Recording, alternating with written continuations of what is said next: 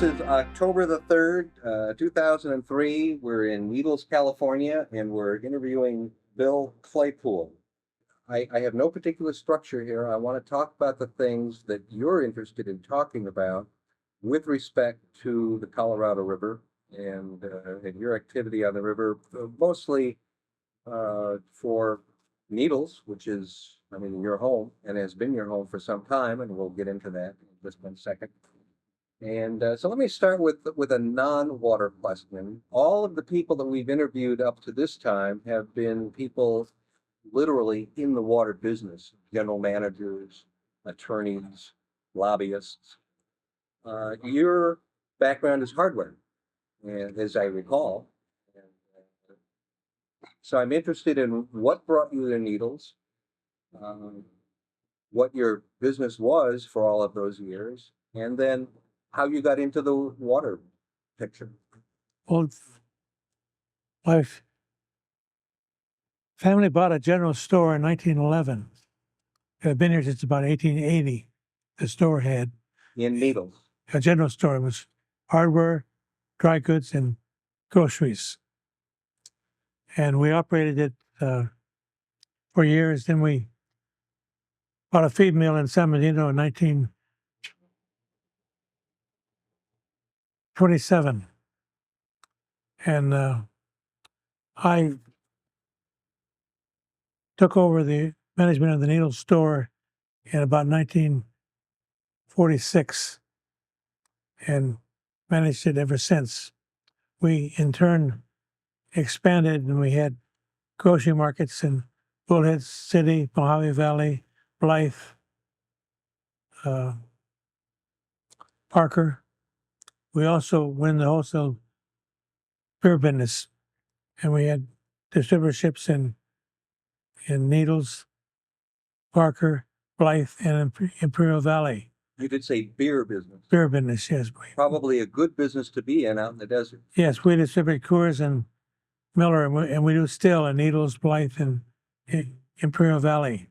So we had businesses up and down the whole river. Then my dad was mayor of Needles for 20 or some years, so I was accustomed to politics, to things that was going on. And I also was aware that Needles never had any water rights. So I became interested in the Colorado River and started to collect books and study it. And in the process, I got on the Needles Utility Board. But then I was aware of the fact that when Boulder Dam was being built, they withdrew all the lands along the Colorado River for any activity. And it was the river was needed for recreation. Boating and fishing was becoming an issue for people from Los Angeles, but the land was all frozen. So I convinced the government they should have a plan to develop the use of that land. What we did was our congressman at that time was Stuart Udo. He was living in Yuma, and he was our congressman in Parker. And we heard that if he won re-election and Jack Kennedy became president, he would become Secretary of the Interior. So we arranged to meet him in Parker before the election and give him several $1,000s for his campaign. So he won and Kennedy won. So we went, our manager and Parker and I went back to Washington, D.C. to visit with Stu. And we're in his office when the phone rang. He answered the phone and says, "Were you boys planning to go in the other room?" So we went in the other room. We came back. He said, "That was the president. And I'm now the Secretary of the Interior." So we told him all this land was going wasted and they should develop a plan to use it for public use, and that they should appoint a group of people from along the river to develop the plan along with the Bureau of Rec. And he asked, who do you think you should be on it? And we named a few names. And later on, he formed the committee of the Lower Colorado River Land Use Plan and appointed about half of those that we recommended, and then he appointed others that we hadn't recommended because he had his other favorite members along the river. So we met for 2.5 years. The chairman became Harold Giss, who was the mayor of Yuma at the time and was a very aggressive politician, and we ended up Mayor of Needles? of Yuma. Of Yuma, Arizona. Okay, I need to stop you here before we get people confused. Needles, of course, is in California. Right, Stuart Udall was from Arizona. Arizona. And you mentioned Parker, which is also Arizona. Let's Yeah. go back a little bit and tell me what you were doing in Arizona, because you and your family businesses and whatnot were primarily in California. No, well, we had a very large business in Parker, Okay. a very large supermarket and department store and beer business in Parker. So we were the largest merchants in the Parker. What was the That's, name of that store? Was it Claypool's or Claypool's. there was Claypool's? Yeah. Okay. The beer business was the Colorado River distributors. By the way, I should say for the record, I'm a reformed stutterer, so I can't always. I'm sorry, you reformed. Stutterer. I stuttered. Oh, a reformed stutterer. Yeah, I stuttered for years, but I had a hard time saying anything for going to high school, and but I overcame most of it. Oh, I would say you did. But I had a hard time. They used to tease me all through school about it. When we're done here, I'll tell you a funny story about a gentleman that worked for the California Department of Water Resources that stuttered, and he never got over it, but Yeah. he was testifying in court one day, and It's tough. it was tough, but there's a funny story I'll tell you later. Yeah, I can tell some funny stories too about it. Okay, well, let's go back here before I get lost. So you really, I won't use the word start, but you were important in Arizona, at least in the Parker Yes. area. Well, the land use plan was the beginning of recreation in the Colorado River because it resulted in Lake Havasu City, it resulted in the Parker Strip, it resulted in the Bullhead to City area. See, until then there was no private resorts on the river. There were only squatters, and the squatters, as you know, can only do up to a certain point because their investment is always on mushy grounds. Are you talking about in both Arizona and California? And Nevada, And Nevada. all 3 states. See, when they built Hoover Dam, they withdrew all the land from Boulder Dam south within 10 miles or so of the river from public use, All right, and it was all government land. okay, So what they did, the land use plan had a plan to develop that land by leasing to private parties. In one case, to sell the land, which was at Lake Havasu City, and the Bureau of Land Management was put in charge of doing this. So then, though, the leases are let, but there's no water rights. So then you get involved with water rights, because a person gets a lease to say to build a resort in a certain area, but he has no water rights. Where is he? He's still a squatter. right, So that's how I got involved with the water right issue. okay. So were you, you were on the land use committee, Yes, right? right. And who were you representing as a cit- member? The city of Needles. Okay, so we're back in California. But everybody, though, represented the whole area. It just so happened that I was involved in all 3 states. You must have been the only one Yes, I was the only one who was involved with with an those. interest in the free Yes, state. right. How long did that, well, what year did that start? The year after Kennedy became president, So and we met for 2 years. So 64 is when the the plan was printed. It's called the Red Book, Okay. the Lower Colorado Land Use Plan. And see, part of what it did, the only land that we recommended to be sold was the alternate sections of Lake Havasu City. Without that plan, there would be no Lake Havasu City. Okay. And Do you recall when that land at Lake that allowed for Lake Havasu City, was that sold directly to McCulloch? yes, directly to McCulloch. It was on a bid deal. All right. And McCulloch was the only one to bid because he already owned every other section. See, he bought the Indian land from the railroad. It wasn't Indian land; it was railroad.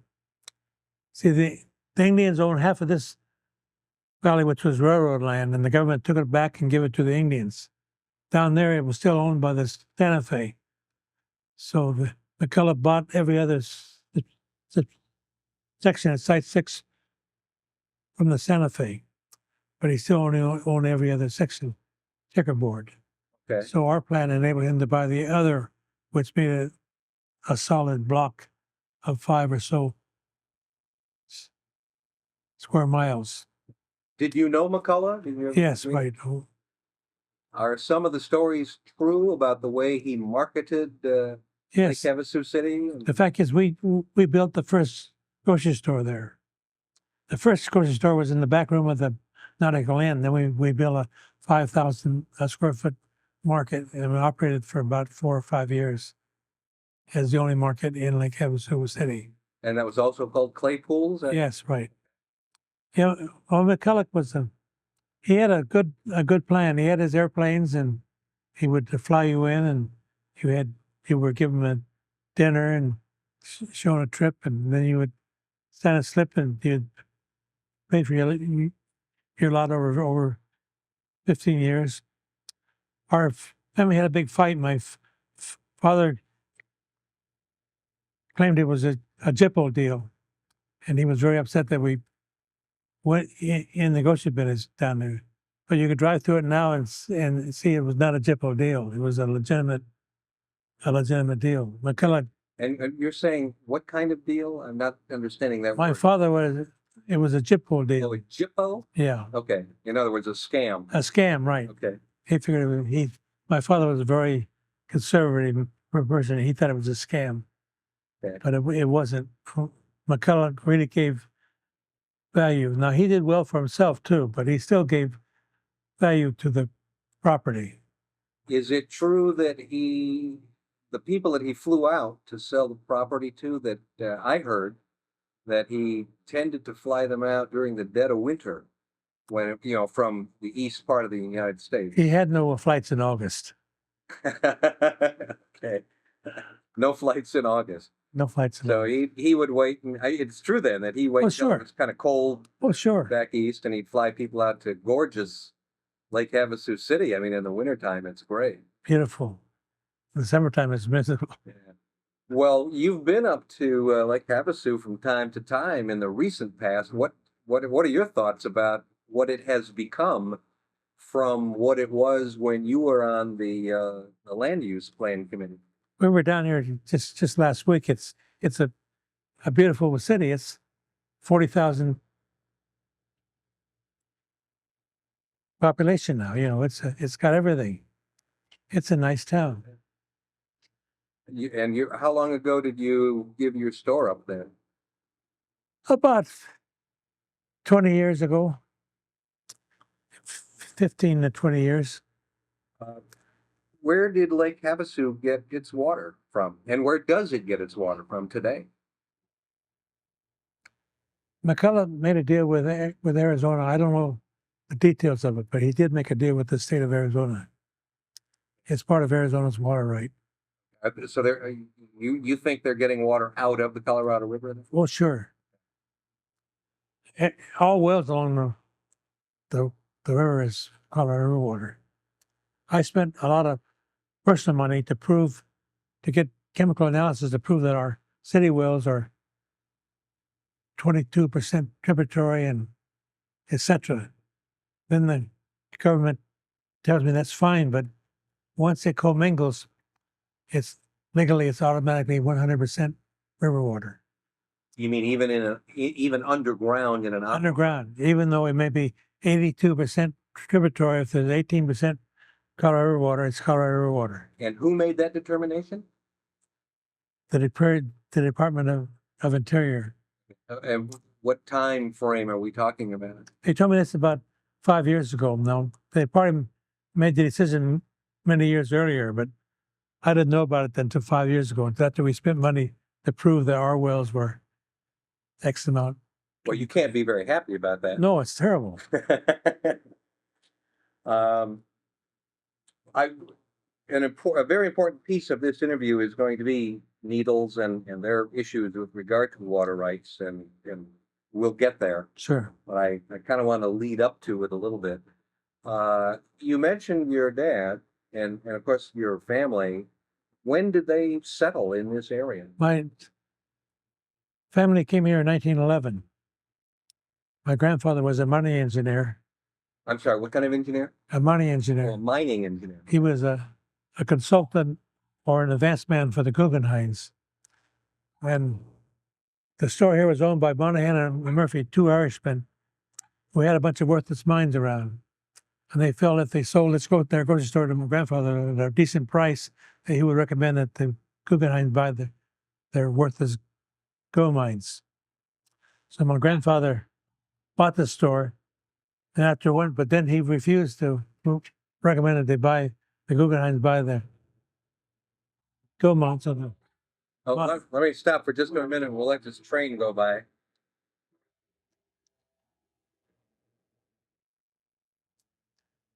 That's it. Yeah, your home is about 2 blocks, you said, from the track? Right. And the trains come by how often? Every 17 minutes. 24 hours a day? Yeah, I lived with it all my life. I've been here all my life. So you're used to it. Yes. In fact, you probably miss it. I don't even hear it. Right. Yeah. Okay. Well, so every 17 minutes, Bill, we'll take a little pause here while that guy goes by. We were talking about your family settling here in 1911. Right. Your grandfather was a mining engineer, and then you got into the Guggenheims. He was a consultant for the Guggenheims. He was a traveling geologist that would go out and look for mines for them to buy. And so after a year, when he didn't recommend that the Guggenheims buy any of the Monahan and Murphy's mines, they came in and demanded that he pay up the note for the grocery store immediately, right then, or get out. Well, the year 1911, the Santa Fe had double-line railroad tracks. So we had supplied groceries to the crews. So we had enough money to pay them off. So my grandfather gave them a check and told them to get out and for them not to come back. The funny thing is, the bank was right next door, and the Monahan and Murphy owned the bank. They hadn't a check before they came over to make the demand. Oh, very good. Are these you use the name Guggenheim? Are these the same Guggenheims out of New York City? Yes, right. The museum and Right. That family? Yes, they were very wealthy mining family. And in this area, we're talking everywhere. They were everywhere. They were in South America. But in this specific area, the Needles, the Southwest. Oh yeah, gold. Sure, there's Oakman, Oakman, and there's gold around here. Okay. It's a matter of how much of it is there. Right. Okay. So, your father, when you were born, your parents were living where? Here. In Needles? Yes, my father worked for the company. When they bought the company in 1911, he just graduated from high school. He spent his whole life working for the company here. Okay. I'm sorry, when you say company, you're talking about the family business? The family business, right. All right. So your family lived here in Needles when you were born, and you're how old today? 81. 81. But you weren't born here in Needles. No, I was born in Los Angeles because I was born in 1922 before air conditioning. And no white children was born in Needles in 1922. They either went to Kingman, Flagstaff, or Los Angeles. My mother went to L.A. where her parents were. Oh, I see. So your mother's parents lived in Los Angeles. Yeah, It was hotter than Hades out here, that's right. and so she. Okay, very good. So you're a native Angelino. Probably don't tell that to many people. No, I don't know. So you obviously you moved right back out to Needles after you were born. Oh yes, I was here. I was raised here. Went to grammar school and high school here. And Did you go away to college? yes, Where was that? well again, my stuttering.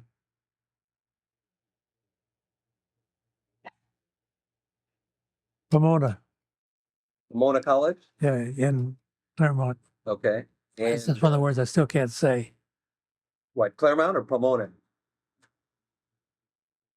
Pomona. Pomona, yeah. Claremont's easy. What was your field in college? My field was just general. Okay. It took me.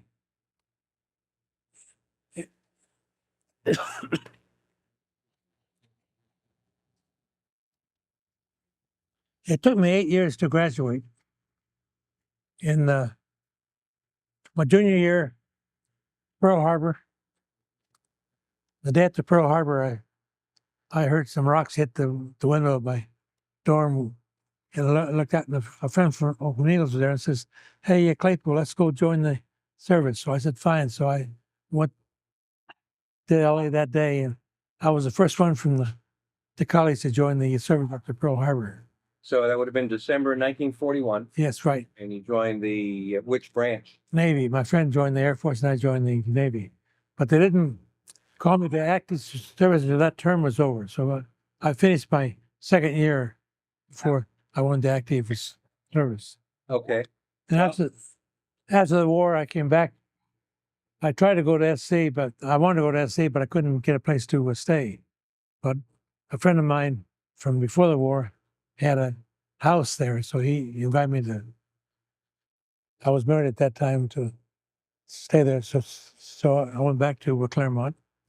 Then with one term left, my dad and uncle came by.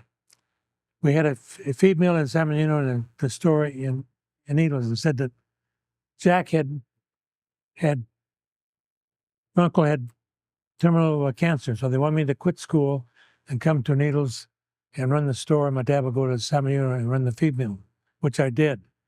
Then after 1 year of working here, I was able to go back to school during the week and still run the business on weekends. So it took me 8 years to get through school, but it wasn't because of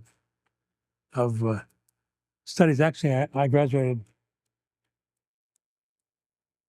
Phi Beta Kappa, so it wasn't grades. It was just the fact that the Navy and the family business. Well, that's a great deal of tenacity. Yeah. I mean, you were commuting Yes. from Needles to Pomona Right. to finish school. Oh yes, every day, every week.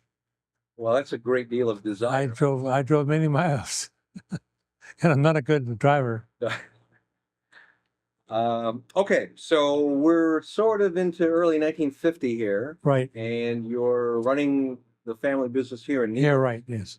What was Needles like in the 50s? It was much better than it is now. Needles has gone downhill bad, primarily because by the action of this city. They made some very foolish errors.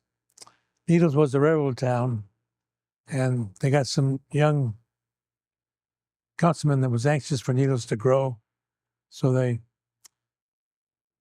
built a bunch of low-income housing. And the county had all the welfare folks with no housing, so they sent them to Needles. So when they came to Needles, Needles became a welfare town, and this ruined the schools. So when the schools went to hell, the railroad workers, which is the highest paid railroad workers in the world, lived here.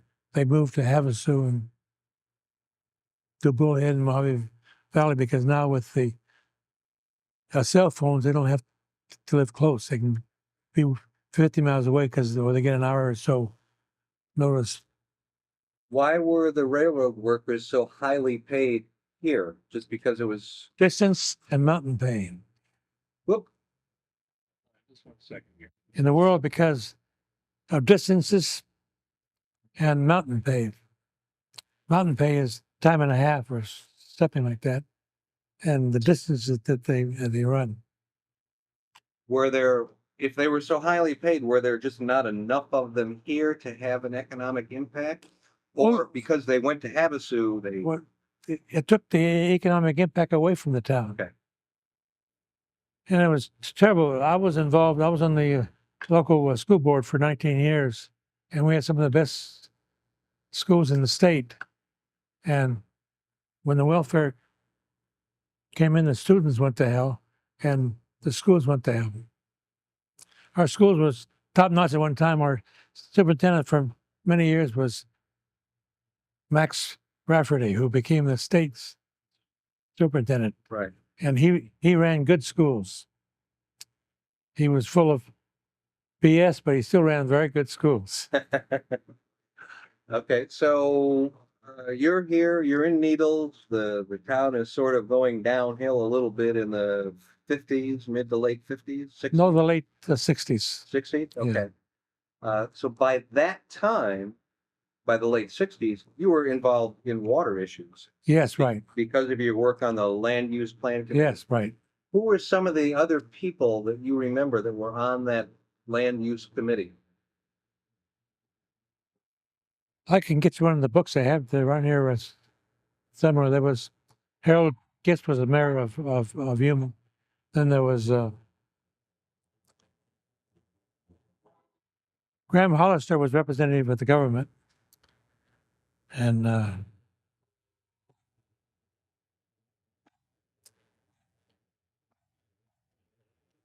there was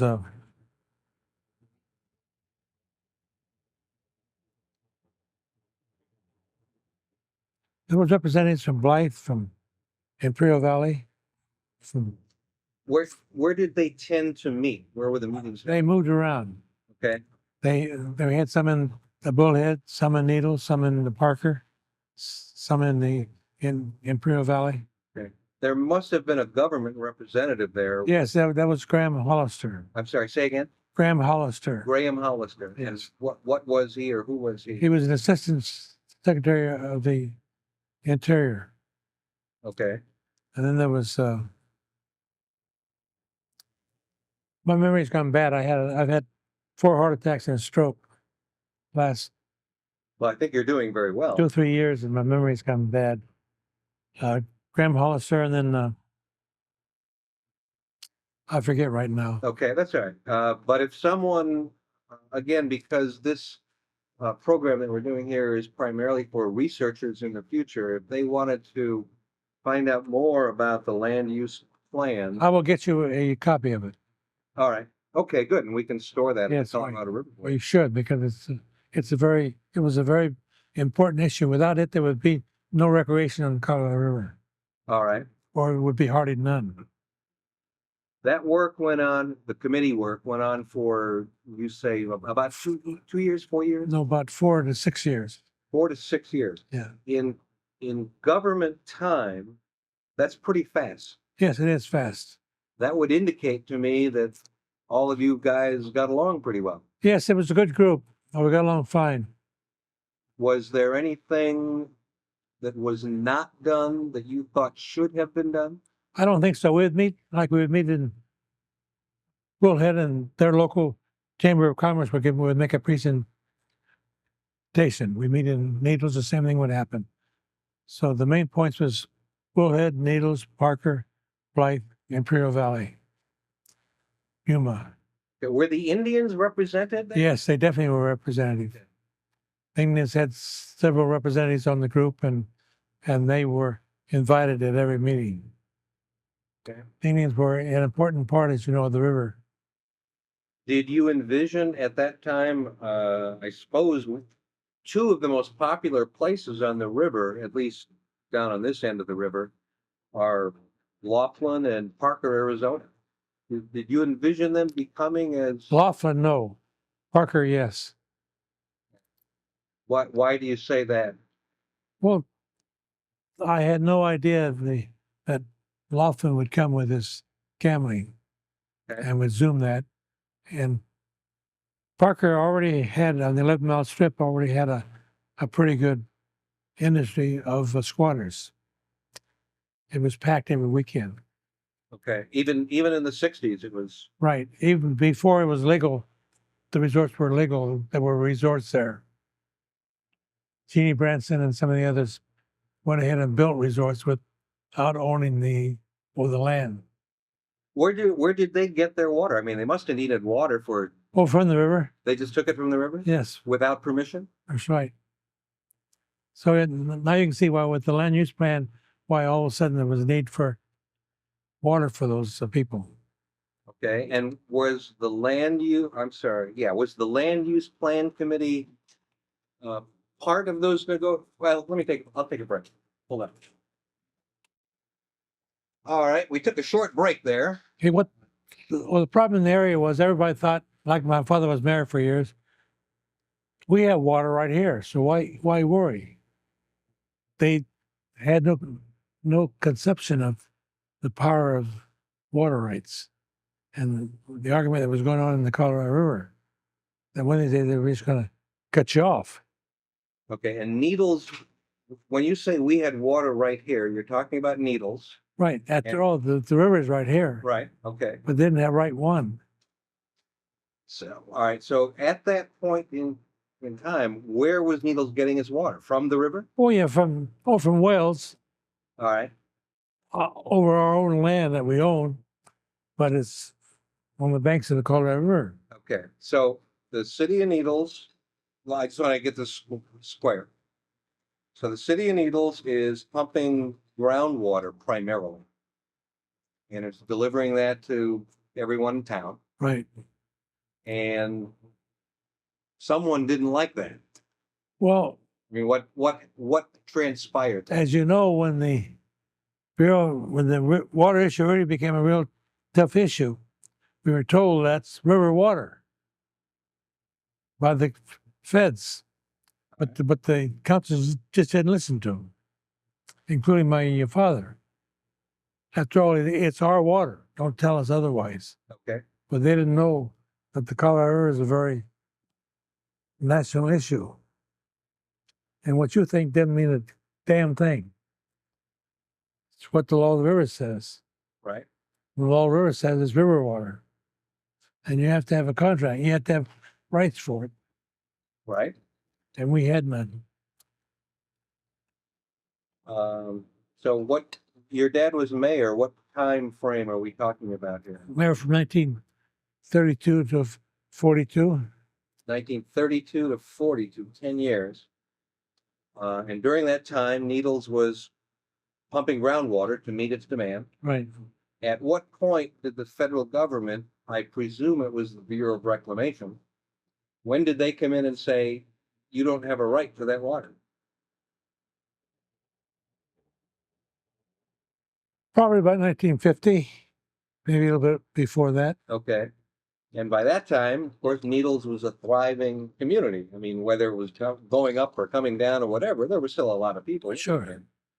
And it is a tourist stop. Today it's on Interstate 40. So what did Needles do at that point in time to secure its water rights? They stuck their head in the sand. Period. And how long did they do that? For many years. I worked without the city's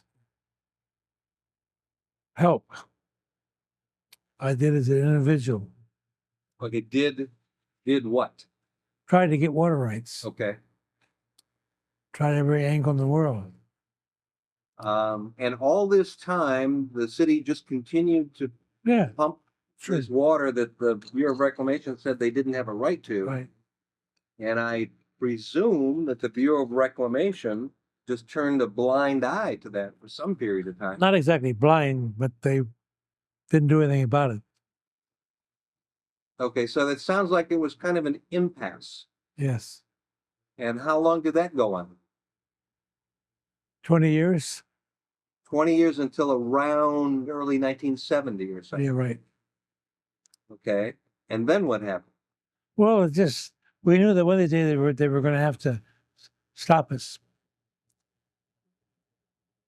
They told us we're going to have to stop you, Element, unless you find rights.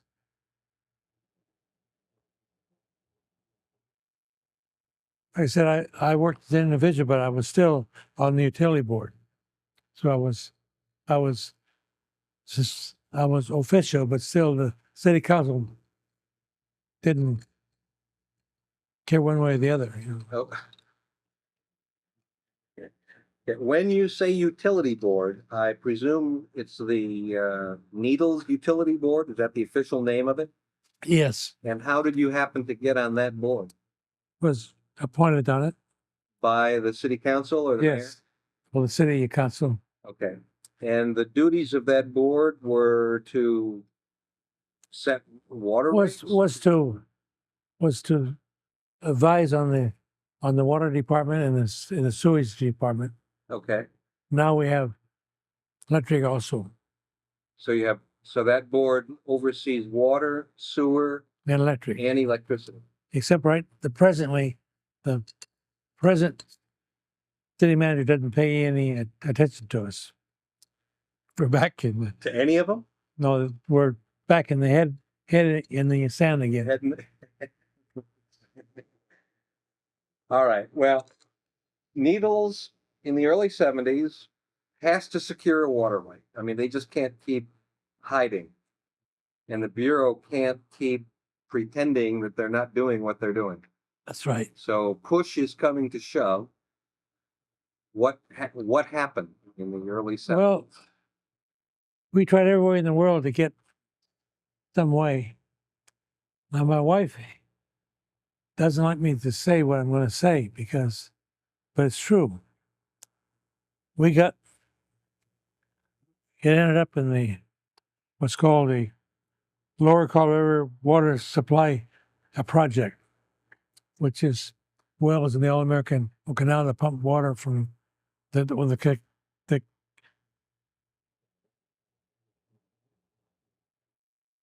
canal, as you know, is in line and leaks. Correct. So the government put wells down and pump water back into the canal. And Coachella Valley has agreed to accept that as river water. Then for paying for the pumping, the city of Needles gets legal water. So in effect, let me make sure I've got the path right. In effect, you're taking, the city of Needles takes water out of the river, and then you pay for pumping groundwater into the Coachella Canal, Right. which goes to the Coachella Valley Water District. Which was accounted as river water used because came from the canal. It leaked. Right. Well, who thought that up? That's Well, an interesting approach. MWD did. And that came about in a story that my wife doesn't like me to tell, but I was frustrated of not finding any way to get water. In the meantime, we went to a fundraiser for our state senator, Bill Coombs. Bill Coombs. Coombs, okay. And Reagan was going to be the speaker. He was then the governor, but was rumored was going to run for president. So they had a fundraiser for Bill Coombs at a winery, at the Virginia Brothers Winery, owned by a very close personal friend of mine. So we bought tickets for the fundraiser and went in there. The day before, the government had invaded Cambodia, so there was 1,000 screaming students outside parading against the fundraiser because Reagan was going to be down. Oh, because Reagan was there. Right. So they brought Reagan in later on under a pile of hay, in a wagon under hay, how they brought him in. But we worked our way through the crowd, and went in, and when again, there was my friend who owned the winery, and we hugged, and he's a good Italian, and so we proceeded to drink his champagne, which was very good, Origina Brothers champagne, and I got completely smashed. So then a member of the board of supervisor of San Benito, who had been raising eagles, came over and said, Billy would like to meet some members of the board of directors of MWD, Metropolitan Water District. I said, sure. So I went over and there was 5 of them there. I said, I'm sure glad to meet you. I wanted for years to meet a member of the board of MWD, and they sort of swallowed because I wanted to see what a true blue cheap bastard looked like. Wait a minute, I'm going to stop you there while this train goes by, Okay. and we're going to pick that up again because I want to get that on tape.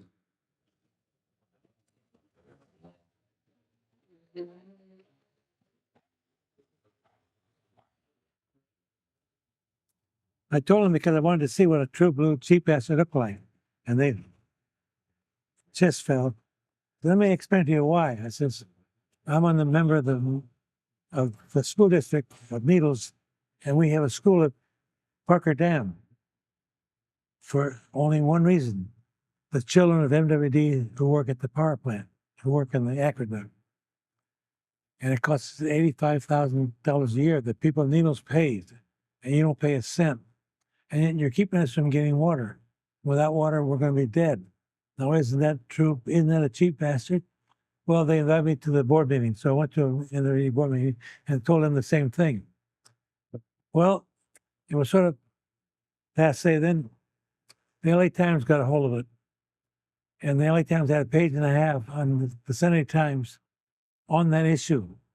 On the school issue or on the cheap bastard issue. Okay. And the school and our water rights in that. And so the next day, the phone rang. It was the attorney from the NWD and says, Billy, did you read the article in the Times? I laughed. He knew I wrote half of it. So he said, let's get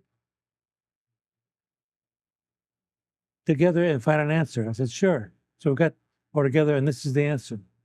The All-American Canadian, which is a crazy deal, but it's legally worked out. Do you know who that attorney was? No, I don't. It was their head attorney, but Was it Carl Barranque? I think it was, yes. I'm not sure. But to get the deal done, we had to go to Congress and get a bill passed. It took a national bill in the U.S. Congress to get the wells and so forth. So it was a long time deal. But then what's turned out since this is a contract the city of Needles has with an individual, there still is the water rights issue of the former squatters who have now leased land, now have leases with the government for resorts in that. So they said, why don't the city of Needles subcontract water from this project to those people, which is being done. So that solves the whole issue now. The land has been leased legally to resort owners or individual homes. Now they have legal water. Do you have a feel for how much water Needles uses today? We use about 4,000 or 5,000 acre feet, so 4,000 to 5,000 acre feet a year. Do you see that increasing in the near future, or is Needles kind of flat? Needles is kind of flat. Okay, and of the 4,000 to 5,000 acre feet, let's put that in perspective, by the way, for the purposes of the tape. Metropolitan's Colorado River Aqueduct is capable of moving 1.2 million acre feet of water from the Colorado River into the Southern California area. That's why I argued that with 1 million acre feet and all we use is 4,000 or 5,000, why do you want to be a cheap bastard? Now I know now why they took action after that article came out in the LA Times, because they were already thinking about drying up the Palo Verde Valley and the Imperial Valley.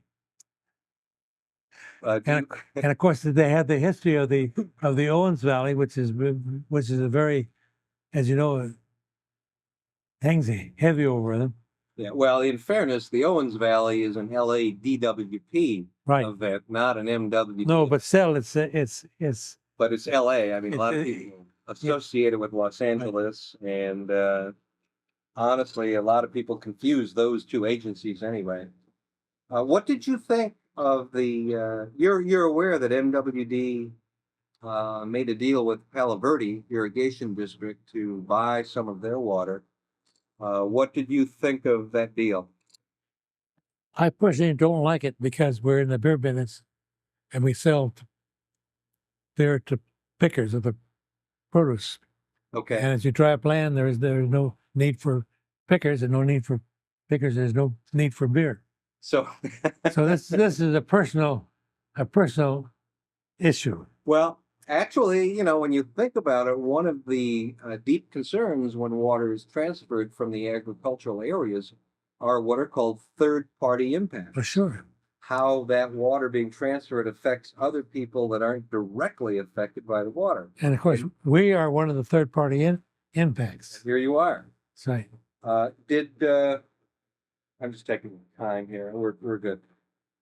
Did Needles ever think about buying water from one of the other priority holders? We tried that. It didn't get anywhere. Why do you think it didn't get anywhere? You're not talking about that much water. Yeah, but people hate to give up any of it. As you know, it's People become hate to give up. any water rights at the present time. That's why I had promised my library to another organization, but I give it to where it can be open to others to read, because I think the Colorado issues are going to become a battle again. Well, let me ask you a question that this occurred before you came on the scene, but maybe you know the history.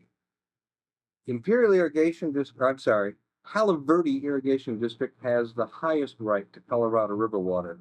They filed for it first. They began using Right. it first.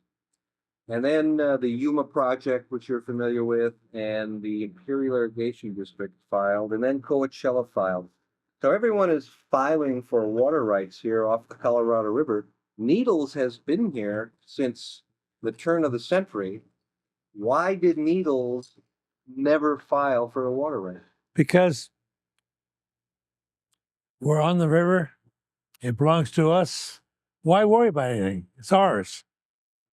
They had their head to sand. They didn't understand modern legal technicalities. Well, they kind of got run over by. Yeah, and my father was part of that group. That's why I felt a little bit personally responsible to try to get water for the city of Needles. So if you go back historically, what you're telling us is that the situation that Needles is in today, where they don't have a right on the Colorado River water, and they've had to literally beg, borrow, and according to you, steal water for decades, is simply because those people that were here in the earliest part of the century just didn't even bother to file for. All they had to do was to write a damn letter. That's all. All they had to do. And they didn't do it. They didn't do it. Okay, let's take a break here for just 1 second. Okay. Okay, we took a short break there. Let's move ahead. Art, how do you feel today? Now, this is 2003.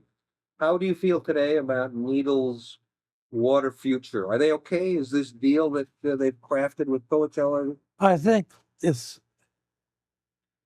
fairly good, yes. I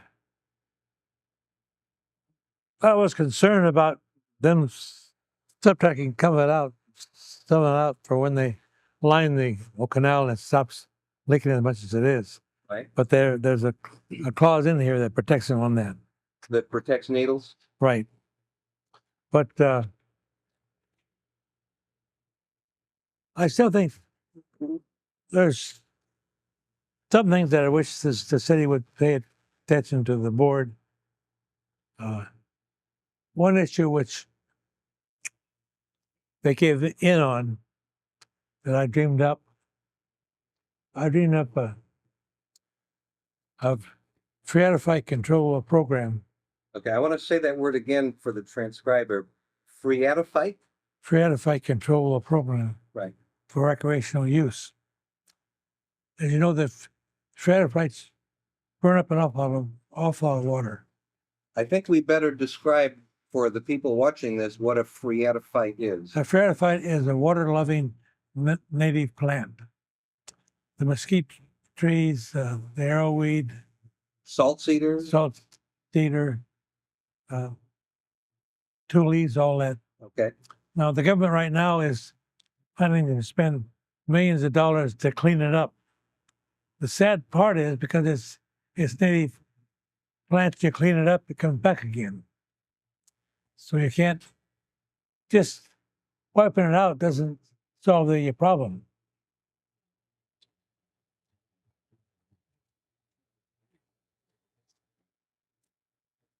Forecast is losing. Now, Needles has a golf course that's on the edge of the river that was completely in phreatophytes. The grass uses about 1/4 as much water as what the phreatophytes does. So I came up with a plan that along the Colorado River, if you eliminate phreatophytes with a recreational area and prove that the water used for the grass is less than the water saved by eliminating the phreatophytes, you're not counted towards the use of that water. Okay. It's outside of the system. And it really makes sense because it's only by doing that the phreatophytes don't come back again. And I foresee the way the land is now, I foresee a stretch of land, say from Blythe to Mexico, 200 or 300 yards wide of grass all the way from Blythe to Mexico. A tremendous recreational facility for the people of California had no use of water. It saves water. The water saved goes to the priority owners, doesn't go to you who builds the phreatophyte system. Right. It makes sense. And I started to report that and the government accepted it. Then some bureaucrat objected to it, and now the city has said that they have not accepted that. The city has accepted the fact that it doesn't count. So what's going to happen is one of these days, the golf course uses 1,000 acre feet. This project is $128 an acre foot. When the city's going to start paying $128,000 a year to pump water for the golf course, I have news for you. There ain't going to be no golf course, and the phreatophytes are going to be back there. But the damn fools, again, they got their head in the sand. That's where all the government official told them doesn't make sense. Right. You got to fight for things. Well, that's certainly been the history on the Colorado River. You got to fight for every goddamn thing there is. There is no other way. And this really makes sense. Like I said, I foresee it elsewhere. I foresee it as a tremendous deal in the Imperial Valley as they wipe out some of the farms, this recreational area along the river where the population of LA need a place to go, especially in the wintertime, to just camp out and recreate. Sure. But you can't do it when it's phreatophytes, but you can do it if it's a grass area. Right. I think this is a program I'd like to get back into again if I ever get my energy back. Okay. I want to, let me make a note here. I'm going to stop. I've got to change tape. Little dog's here, and the dog jumped off of his lap and pulled the microphone with him. So we had to do a short repair here. Bill, you were talking about the specifically a golf course here in Needles that's pretty important to the community because there's not a heck of a lot to do here, to be honest. Golf is probably a good diversion. They use about 1,000 acre feet a year on the golf course. When the Coachella Canal is eventually lined, there's a component of that agreement whereby the golf course is going to have to start paying $129 more. When Does the $129 kick in? what's the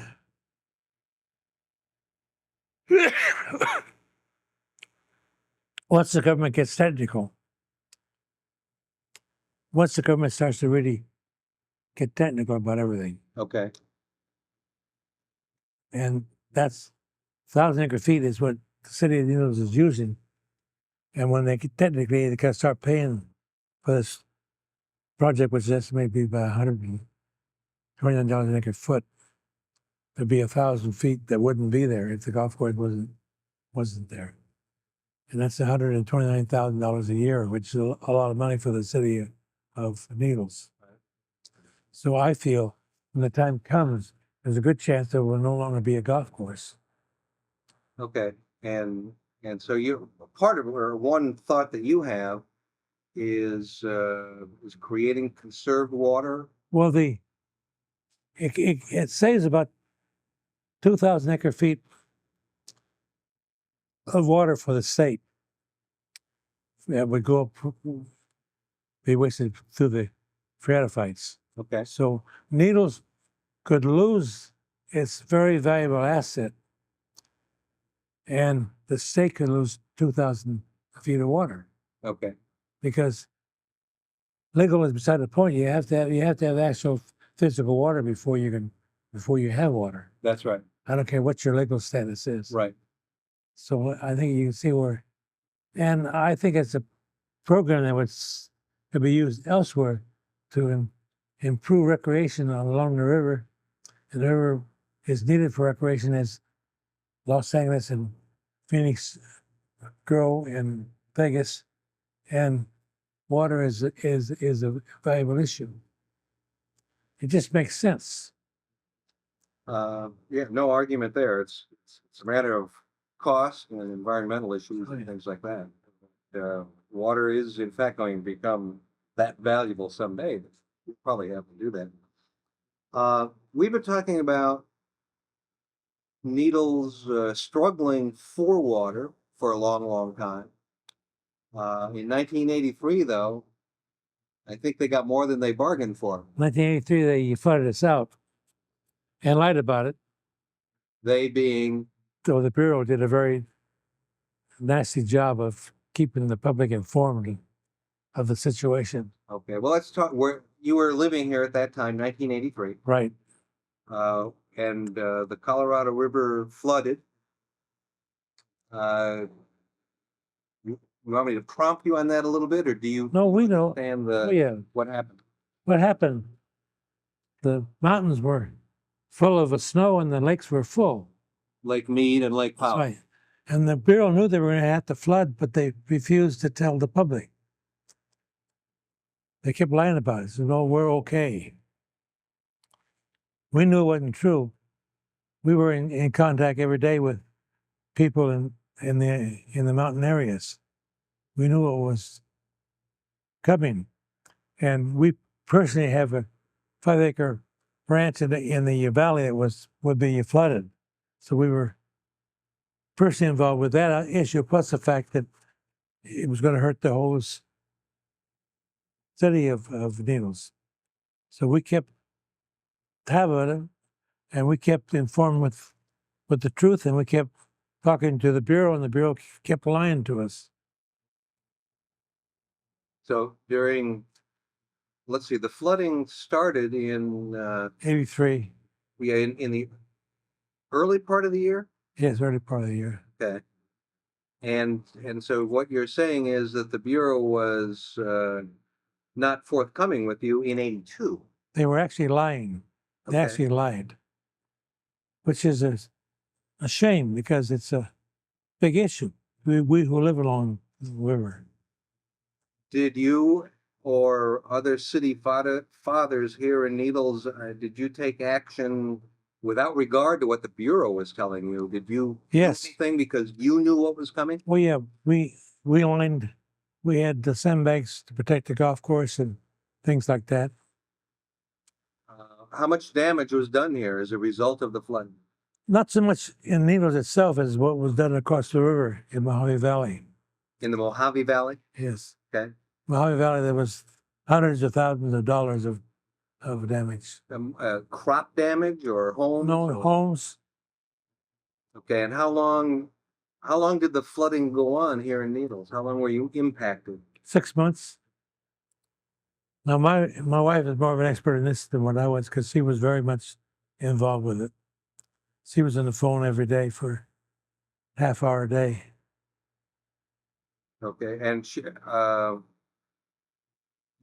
was she running the business or a business at that time that No, was but going to be affected? she's always been involved with our business. Okay. But she also had her horse ranch across the river. Oh, in Arizona. Yes, right. Right. I probably should point out for those people that don't know where Needles is, that we are downstream from Hoover Dam and downstream from Mojave, and we're about 30 miles downriver from Laughlin, Nevada, and it's directly across the river from Arizona and the Mojave Valley. So we're 22 miles from Nevada and 100 yards from Arizona. Okay. Okay, it's been 17 minutes, so we're gonna get the train coming through here again. Right. So-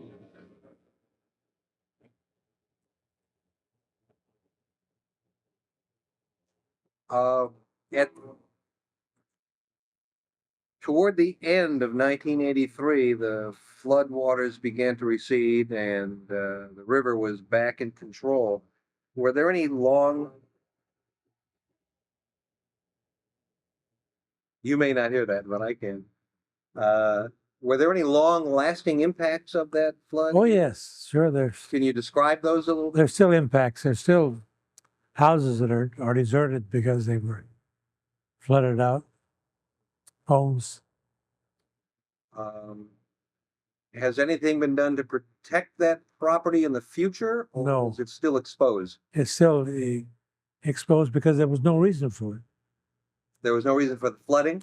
Right. You see, part of why the lower Mojave Valley flooded was a bureau to relieve the pressure of a dike, lowered a dike on the lower end of the valley that kept water from coming in. They let water in. Okay. In your mind, did the Bureau ever come into Needles or the Mojave Valley and make things right, or? No. Now, my wife knows more about it than I do. She's very, very emotional about it. Right. All right. Let me ask you, Bill, about some of the, I need to stop.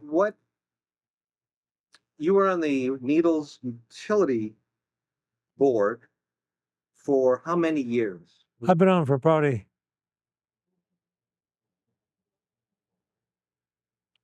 20-some years. Are you still on it today? Yes, I'm Oh, you still- are? Right. Okay. But the present administration doesn't pay much attention to any boards. Okay. But you still meet though regularly? Yes, once a month. Okay. And what are the hot button issues today? Well, electric rates is probably the hottest issue. I'm sorry? Electric rates. Electric rates? Okay. See, when Boulder Dam was built, Needles was allotted ration of electricity from the hydropower. And it's very low cost. And it was served to us by a private company. About 8 years ago, the private company was told that they were going to lose that because they were only going to give hydro to governmental agencies. So they were going to raise our rates by 35%. Well, I worked on that issue and proved at a hearing that they have overcharged us for 20 years, and therefore they should absorb that loss for 10 years to repay us what they'd overcharged us. And the management realized that we may win that argument. So that's when they said, well, why don't you buy this system?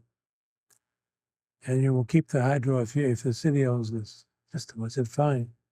At what price? He said, book value. I said, book value a day of takeover? He said, yes, book value the day of takeover. So we formed a bond, got a bond and bought the system at a very low price and kept the low cost hydro. So the city has owned it since. Well, it sounds like it worked out well for you. It worked out very well, yes.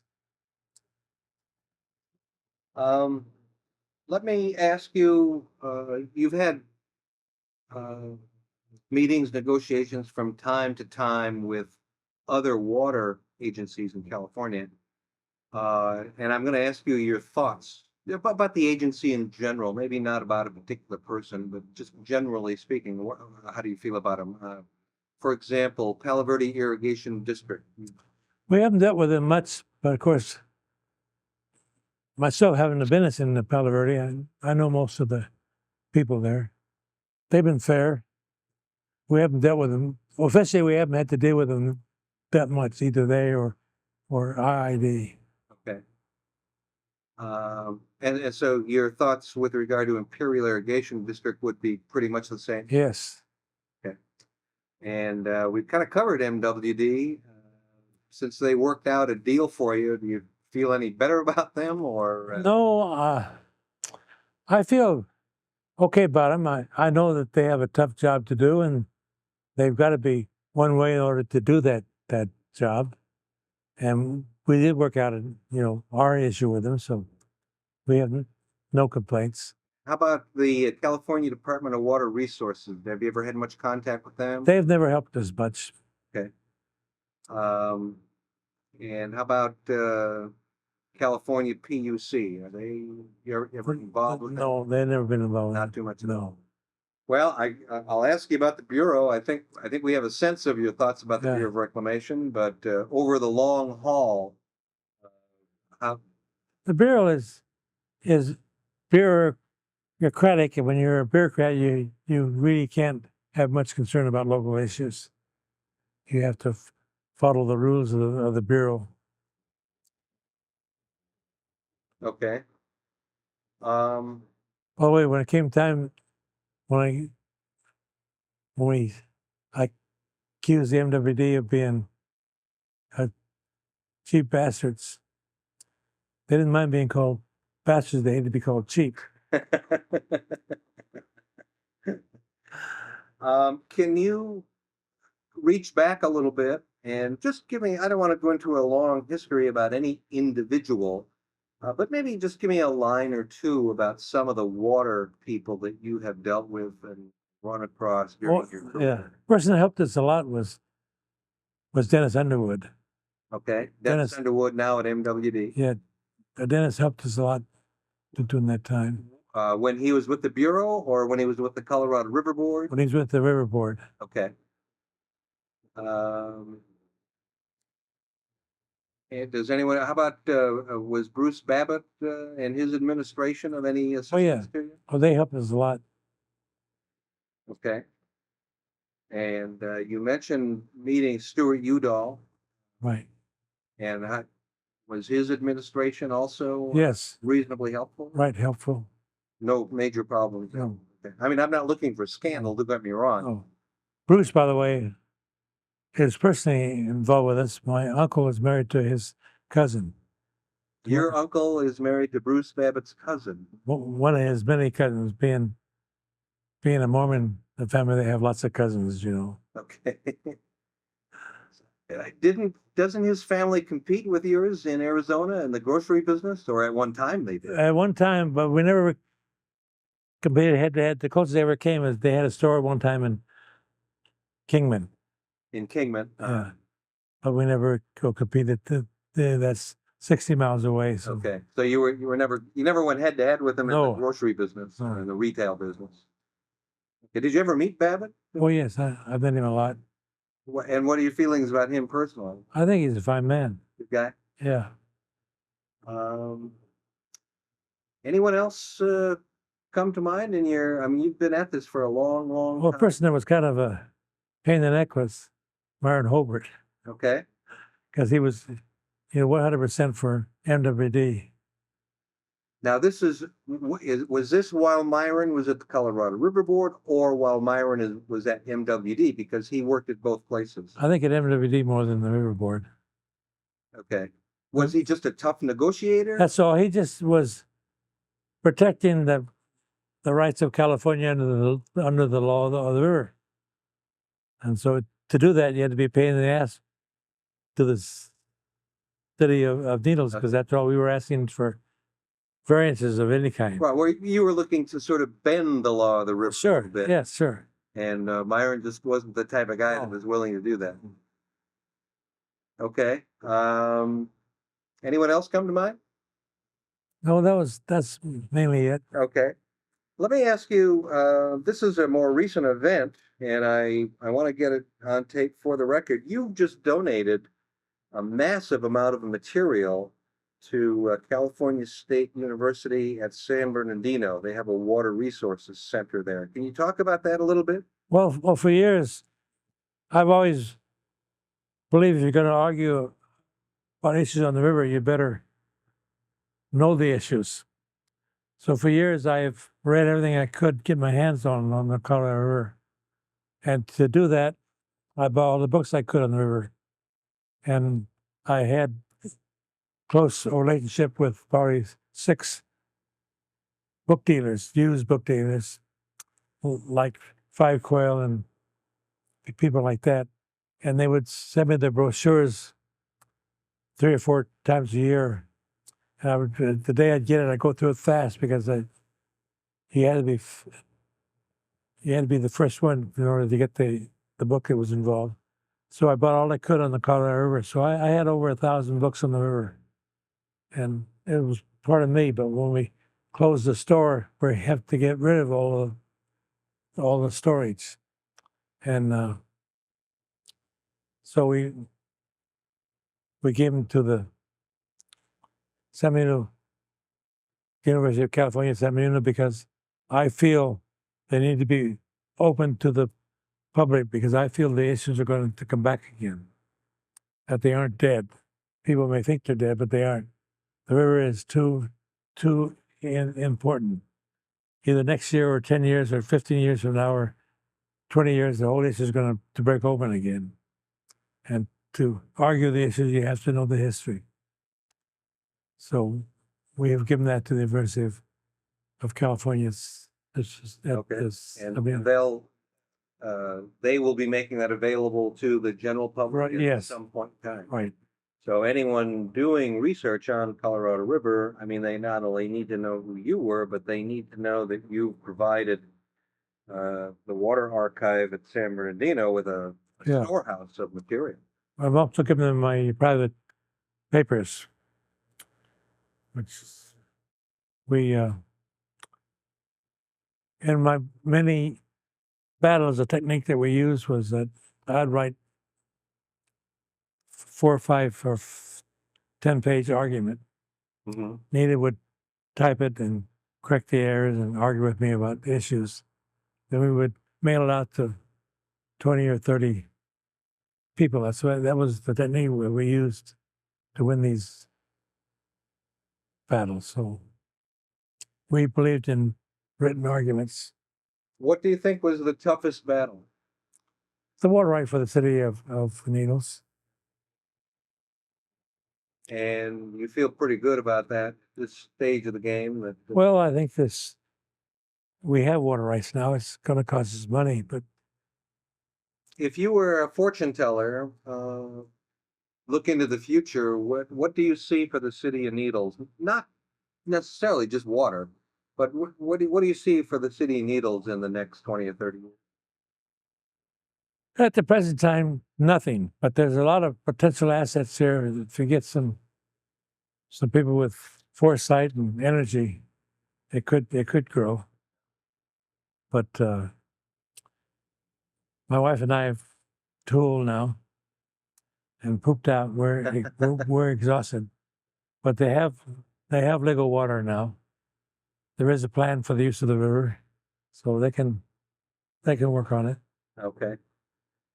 Is there anything I've forgotten to ask you, or anything you want to mention for the record that we just didn't get to? I don't think so particularly. Yeah, I think I got everything from. Yeah. Needles is on the interstate, and That was another battle which we had. I'm sorry, what was? Needles was on the Interstate of 40. That was a battle. It took 2-3 years of my life You mean to get the interstate to come through Needles? to keep it here. Yes, Keep it here. it was going to be moved elsewhere Why were they going to do that? because the bill was passed not on money but on miles, and they were going to dual use Interstate 15 from Barstow to Mountain Pass, then head towards north of Kingman from Mountain Pass. And so by dual use of Interstate 15 and 40, they would save X amount of millions and millions of dollars. Oh, I see. And of course, then there was some interstate deals involved on the other route that were financing the fight. Well, had the Interstate 40 gone up to Mountain Pass along 15, Needles not only would have been in the middle of nowhere, but there wouldn't have been any way to get here. No, Well, that could have been devastating to the it would have city. been terrible. It would have been terrible to Kingman also. Oh, sure. And how we won that battle is a strange thing. Again, you never know how battles are won. Like our war right was solved by the article in the LA Times. The highway battle was solved by the fact that the fellow who was in charge of the interstate was a fellow by the name of Whitten. Whitney? Whitten, Whitten. Okay, thank you. And we're quite sure he was taking money involved in it, but we never proved that. But they had his boss, the Secretary of Transportation, came out to visit with us in Victorville. And my father always argued that our highway would be solved by the head of the California Bureau of Highways, a fellow by the name of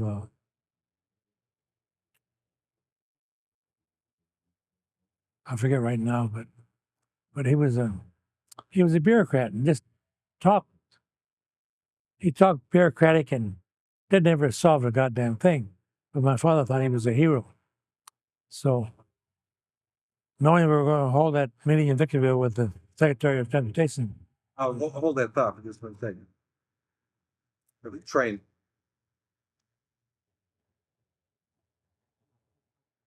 And now we have a siren. Well, anyway, so you're talking about Whitten. right, Whitten. Okay. So, my father insisted that the fellow from the state highway come to the meeting. I said, I don't want him there. He said, well, he's coming anyway. And okay. So he was there. Thank God he was, because that's how we won the battle. Whitten had been telling the government that they couldn't come to Needles because of timing. It couldn't be built in time to meet the federal law. Oh, I see. So